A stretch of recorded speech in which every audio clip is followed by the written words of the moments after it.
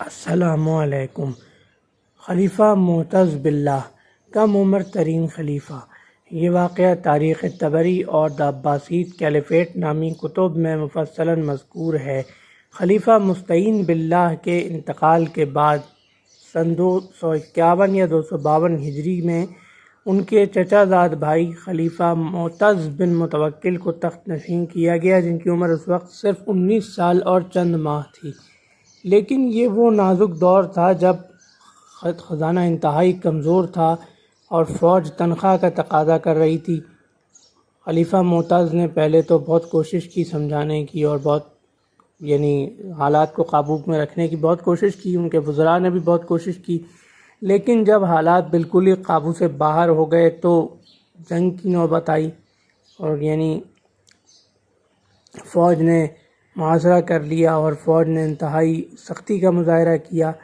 بالآخر خلیفہ معتز کو 3 سال اور چند ماہ کے بعد، یہ کیفیت 3 سال اور چند ماہ چلی۔ اس کے بعد خلیفہ معتز کو یہ شرط عائد کی گئی، بھائی اتنا پیسہ آپ دے دیں تو آپ کو ہم چھوڑ دیتے ہیں۔ لیکن خلیفہ معتز نے کہا کہ میرے پاس پیسہ ہے ہی نہیں، خزانہ خالی ہے۔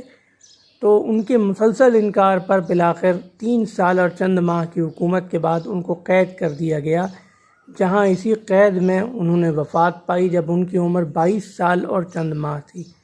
اور ایک قابل ذکر واقعہ خلیفہ معتز کی زندگی کا یہ بھی ہے کہ ان کے چھوٹے بھائی المؤید باللہ، جن کو ان کے والد ان کے بعد ولی عہد بنا کر گئے تھے، ان کو اپنی زندگی میں ہی خلیفہ معتز نے قید کر دیا اور اس کے بعد قتل کر دیا۔ اسی قید میں خلیفہ شہزادہ مؤید باللہ کی اسی قید میں وفات ہو گئی۔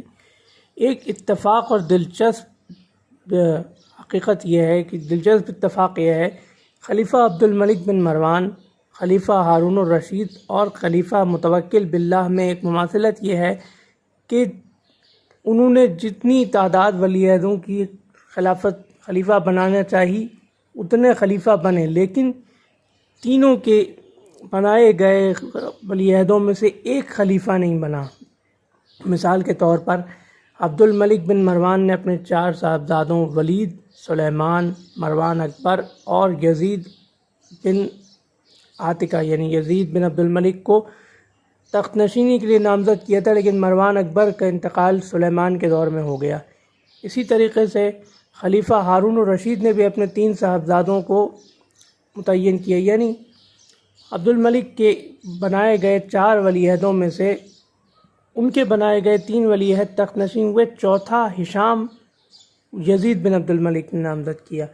اسی طرح خلیفہ ہارون الرشید کے بنائے گئے 3 ولی عہدوں امین اور مامون میں سے 2 تو ان کے والد کی ترتیب کے مطابق خلیفہ بنے، معتمن کو مامون نے معزول کر دیا، لیکن مامون کے انتقال کے بعد ان کے چوتھے بھائی المعتصم خلیفہ بنے۔ اسی طریقے سے خلیفہ المتوکل نے بھی 3 ولی عہد نامزد کیے تھے، المنتصر، المعتز اور المؤید۔ المنتصر اور المعتز تو خلیفہ بنے، لیکن المؤید کو معتز کی زندگی میں قید اور قتل کر دیا گیا۔ پھر اس کے بعد کے زمانے میں خلیفہ المعتز کے تیسرے بھائی المعتمد تخت نشین ہوئے، جن کا اصلی نام احمد تھا اور جن کی حکومت کافی طویل تھی۔ ان کا حال بھی اپنے وقت پر آئے گا۔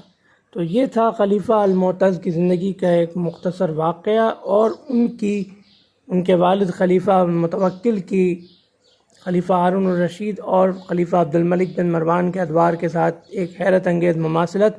انشاءاللہ اگلی ویڈیو میں ہم خلیفہ المعتز باللہ کے جانشین خلیفہ المہتدی باللہ بن واثق باللہ کے کسی واقعے کے ساتھ حاضر خدمت ہوں گے۔ اللہ حافظ۔